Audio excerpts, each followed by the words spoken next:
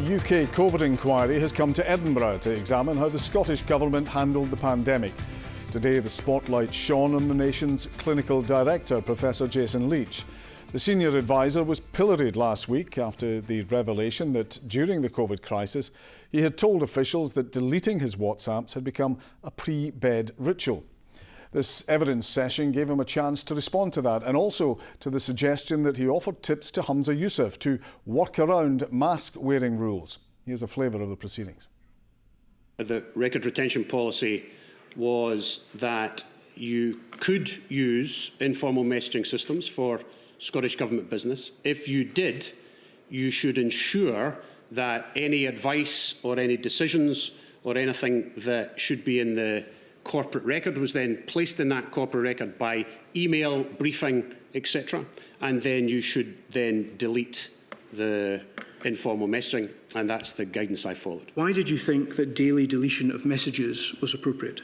It's a slightly flippant and it's an exaggeration. I didn't daily delete my WhatsApp.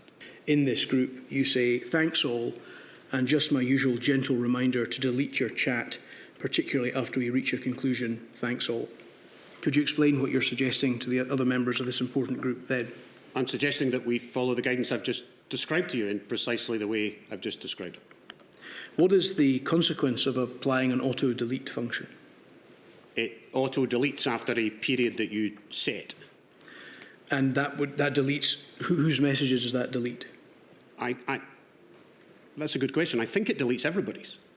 So you set a function which would in a group, which would automatically delete everyone's messages without knowing whether or not the people had had the opportunity to upload any important information onto the corporate record. Is that correct? I was comfortable in that group that the decisions we were coming to were being dealt with very, very quickly. I'm putting to you a proposition that your interpretation of the guidance is wrong. And I'm putting to you that in fact what one needs to do is to retain discussions salient to the business of Scottish Government, which is a wider category than I think you have accepted you have retained. Is that right? I disagree with your interpretation of the guidance. Well, if you just answer my question, please, on that hypothesis. Have you deleted messages if my interpretation is correct? But it's a hypothetical question with which I disagree. I think I have followed the Scottish Government guidance and my interpretation of it is correct. In this exchange, the now First Minister says, he refers in the INS section, which has been taken away, to an event that he is attending. And he says, "I know sitting at the table I don't need my mask. If I'm standing talking to folk, need my mask on?" Question. You say, "Officially yes, but literally no one does. Have a drink in your hands at all times, then you're exempt. So if someone comes over and you stand, lift your drink." There was an ambiguity here that I faced as well as we reopened in this period of the country. And that ambiguity was that we were allowing social occasions. I remember being at that same evening, I was giving an after-dinner speech at the Royal College. So strictly speaking, that was breaking the rules. But it was during a dinner and during an occasion with a social occasion, and therefore I thought it was legitimate. And he is asking precisely that scenario. We weighed up Professor Leitch's evidence with the health journalist Pennie Taylor and the political editor of the Scottish Sun, Conor Matchett. So Conor, what did you make of what you heard there? I think it was several hours, it was almost 2 hours, I think, in the end, of really quite gobsmacking evidence from Jason Leitch. I mean, we heard that his denial of his pre-bed ritual of deleting WhatsApp, despite the fact that it was written down. We also heard about him offering a potential loophole to Humza Yousaf to stop breaking COVID rules. And we also heard him really, really reluctant, I thought, to engage with Jamie Dawson KC about the possibility of whether or not deleting discussions between senior COVID officials through mediums such as WhatsApp was a bad thing for transparency and accountability. I thought he was actually on the back foot for a lot of it. He didn't seem comfortable. I think he knew he was in a tough spot. Pennie, what was your reading of it? Well, I heard a man responding honestly to the questions that were put to him. I completely understand the outrage and the upset of the families of the 17,000, more than 17,000 people who died as a result of COVID. I understand the political capital that there is in this for opposition politicians. But at the heart of this is a man who was renowned during COVID as a brilliant communicator, who refreshingly didn't communicate like a civil servant. And I think that's been critical in terms of some of the issues that have been raised here. You know. More sympathetic. Yeah. Conor, he spoke, or he denied when it was put to him that his communication with Humza Yousaf, who was then Health Secretary, he denied that this stuff about the holding a glass and not being able to wear a mask. He said that wasn't a workaround. Are you convinced by that? Not really, no. I think if you look at the conversation that the two of them were having, it's pretty obvious that they believed that the law really wasn't actually very clear. And I think that if you think back to this period of time, we had John Swinney, the then Deputy First Minister, also getting confused about what was termed vertical drinking, the idea of having a pint stood up at the bar. So the law wasn't clear, and fundamentally it's obvious that the lawmakers didn't understand it either. And I think what that exchange really shows is how much the Scottish Government probably didn't really think that these rules worked at this time. The suggestion from Jason Leitch that, well, everybody does this, nobody wears a mask while in a social setting and standing up, and you can just get around this by picking up a drink, suggests that the rules shouldn't have been there in the first place. It does seem rather remarkable, does it not, that the then Health Secretary wasn't entirely clear about the rules? I think so. I think that it's astonishing. You know, Humza Yousaf, sadly, is not renowned for being on top of the detail, so it's perhaps not surprising to those of us who have followed his career over a long period of time. But you know, fundamentally, the Health Secretary of the time should understand the laws around public health at the time. I don't think it's particularly shocking for us to expect that of someone in such a senior position. And as I said, you know, John Swinney struggled with the same things. The laws clearly weren't fit for purpose at the time. And Pennie, Humza Yousaf, a spokesperson, has said this evening it wasn't unreasonable for him to seek up-to-date guidance from a senior advisor. No, I think, you know, a lot of us would be asking ourselves at various stages through COVID, you know, what applies here, what doesn't apply here. For very many people, the letter, everything that was said was observed. For others, there were conversations, and I mean, Jason Leitch in his evidence today said it was nuanced. It certainly was nuanced. And it was certainly during a period, a fast-moving period, things were changing all the time. Changing very fast, if you can remember at that time. And let's face it, Jason Leitch put in quite a shift during COVID, answering questions, whether they came in through text message from the then Health Secretary or not. He really worked hard, and I think there's a concern that the kind of response we're seeing to this is not necessarily about learning those lessons from COVID. What did we do well? What did we do not so well? Why did that happen? That's really what this inquiry should be about, and this is what people need to know for the next time there is a pandemic. And Conor, as Pennie says, Jason Leitch was a very prominent figure during that time. He's a regular in this studio as well, giving advice to the public. Is there any sympathy from your perspective for that?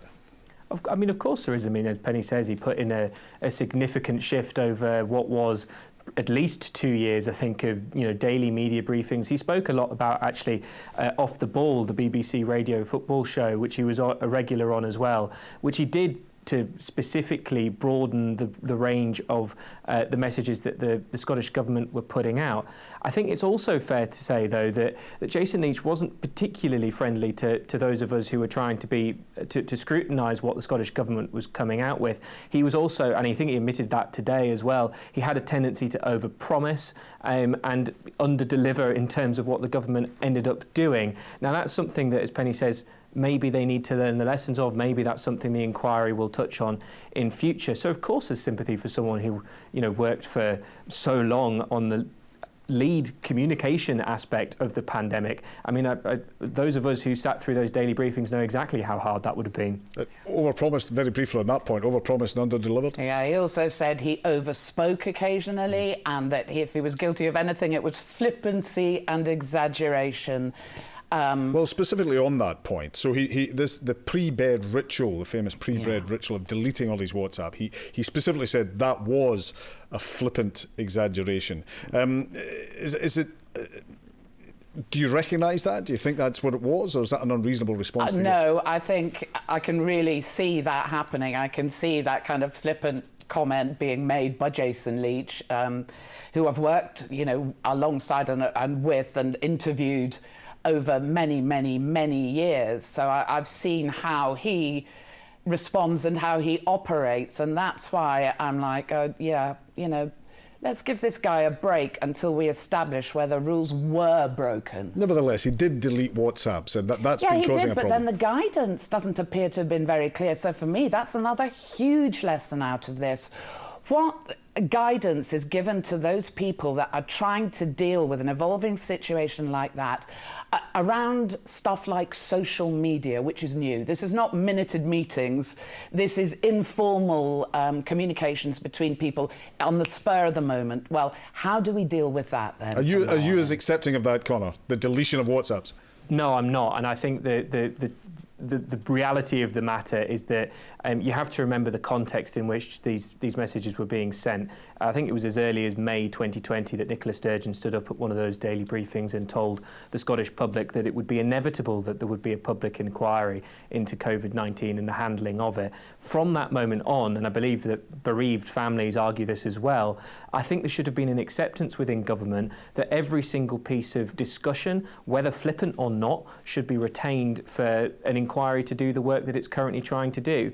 I won't go into detail on it, we might touch on it later, but if you look at other evidence from this inquiry, particularly that of Ken Thompson, a senior civil servant at the back end of last week, it shows a culture in the Scottish Government, one that dislikes scrutiny, dislikes transparency and actively seeks to undermine it. Well, certainly the defence that was offered didn't wash with Labour's Deputy Leader Jackie Baillie in the Parliament today. Let's hear what she said. Whether messages were deleted nightly or weekly, it is clear that Jason Leitch wiped his messages completely and seemed to find the period during the pandemic all quite funny, judging from the messages we have seen. This isn't just a matter for the inquiry, it's a matter for the Scottish Government too. So if the Scottish Government agrees that Jason Leitch's behaviour was inappropriate, is it not time that he was sacked? The Scottish Government have already said that's not going to happen. Well, I mean, I think the critical part of that statement is if the Scottish Government believes it wasn't appropriate, and that, I think, is what we need to concentrate on here. Were rules broken? If there weren't the right rules in place, then let's fix that. If rules weren't broken, is it fair? Is it really fair to demand the sacking of somebody that, frankly, has contributed a lot to the NHS in Scotland during his career? Conor, should he resign? I don't think he will resign. I don't think it's realistic either for Scottish Labour to expect that until at the end of an inquiry. Just to quickly touch on what Pennie's saying about the guidance around WhatsApp, and I think there was something that Jamie Dawson really tried to nail today during the evidence session with Jason Leitch, was the suggestion that in the guidance, I believe the phrasing is, you can delete it once it is no longer needed. Now that's obviously a subjective point, but I think most reasonable people would believe that after a public inquiry is after it is no longer needed. Very briefly, if you will, Conor, Professor Devi Sridhar gave evidence of exchanges with the former First Minister Nicola Sturgeon. Tell us briefly about that.